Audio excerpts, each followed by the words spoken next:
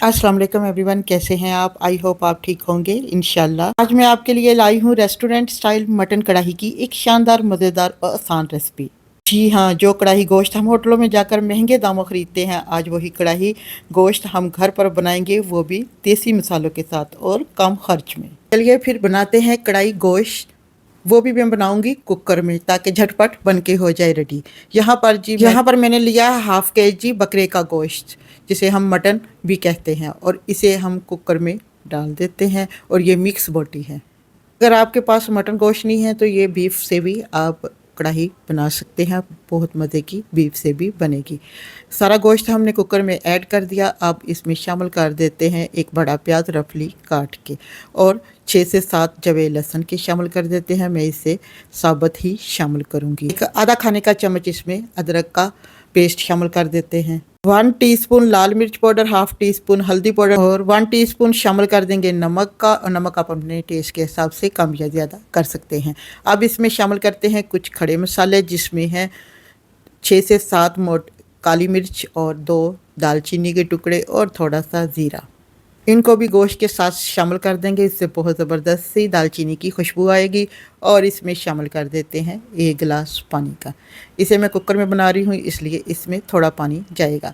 और थोड़ी सी इसमें शामिल कर देते हैं कश्मीरी लाल मिर्च, इससे बहुत अच्छा कलर आएगा। और 2 से 3 इसमें शामिल करेंगे बड़े टमाटर, और इनको रफली काट के शामिल कर देते हैं। कुकर को बंद कर देते हैं और इसे एक दफ़ा आंच को तेज़ कर दें, और फिर इसको जैसे ही पहली सीटी आए और इसे 20 मिनट के लिए कवर कर देते हैं मीडियम टू लो फ्लेम पर। मैंने पहली सीटी आने के बाद 20 मिनट के लिए कवर किया था। यहाँ पर देखिए जी, माशाल्लाह से गोश्त गल के हो गया है रेडी। अब हम इसे कढ़ाई में ऐड कर लेते हैं और इसका पानी ट्राई करते हैं, और चूल्हे की फ्लेम को हाई कर देते हैं। और यहाँ पर चेक कर लेते हैं कि गोश्त कुक हो चुका है। माशाल्लाह से देखिए, हाथ से ही आराम से ये टूट गया है। अब इसका पानी ड्राई करते हैं। यहाँ पर हाई फ्लेम पर पानी को ड्राई करते हैं। यहाँ पर मुझे 3 से 4 मिनट लगे हैं पानी को ड्राई करने में। अब इसमें शामिल कर देते हैं ऑयल 1 कप, और इसकी अच्छी सी करते हैं अब भुनाई। इसको भूनने में ज़्यादा टाइम नहीं लगेगा, 5 से 7 मिनट ही लगेंगे।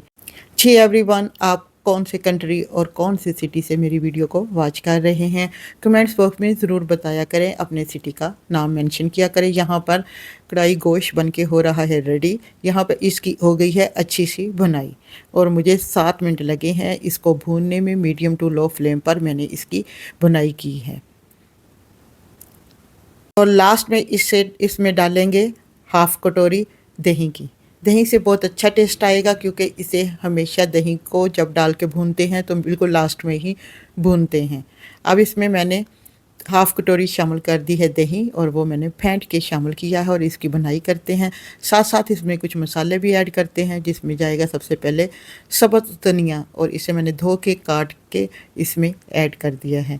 और इसको फिर से 1 मिनट के लिए भूनते हैं। जब भी गोश्त में दही डालें तो ज़्यादा देर भूनना नहीं चाहिए, सिर्फ 2 से 3 मिनट ही इसको कुक करना चाहिए। अब इसमें शामिल करते हैं सूखा पिसा हुआ धनिया, और थोड़ा सा गरम मसाला भी शामिल करते हैं, और 1 लेमन का जूस भी इसमें शामिल करते हैं। इसमें इसका बहुत अच्छा टेस्ट आएगा, और इसे मिक्स करते हैं। तो जी फ्रेंड्स, आज की रेसिपी आपको कैसी लगी? अगर अच्छी लगे तो प्लीज़ लाइक करें, शेयर करें, और मेरे प्यारे से चैनल नाजुक लोग कुकिंग एंड व्लॉग को सब्सक्राइब ज़रूर करें। दुआओं में याद रखिए, अपने प्यारे से फीडबैक से ज़रूर नवाजिए। देखते रहिए, सीखते रहिए और बनाते रहिए मज़ेदार खाने, सिर्फ हमारे प्यारे चैनल नाजुक लोग कुकिंग एंड व्लॉग के साथ। अब इसमें सब्ज़ मिर्चें भी शामिल कर देते हैं। इसे 2 मिनट के लिए कर देते हैं कवर। जी, यहाँ पर 2 मिनट हो गए हैं, कवर उठाते हो। माशाल्लाह माशाल्लाह ज़बरदस्त यहाँ पर कढ़ाई बन के हो गई है रेडी, वो भी रेस्टोरेंट स्टाइल में। इसको और भी मज़ेदार बनाने के लिए लास्ट में इसमें शामिल कर देते हैं कटा हुआ लंबा लंबा अदरक। जी, यहाँ पर परफेक्ट कढ़ाई रेस्टोरेंट स्टाइल की होगी है रेडी। मिलते हैं नेक्स्ट वीडियो में, तब तक के लिए इजाज़त दें। अल्लाह हाफिज़।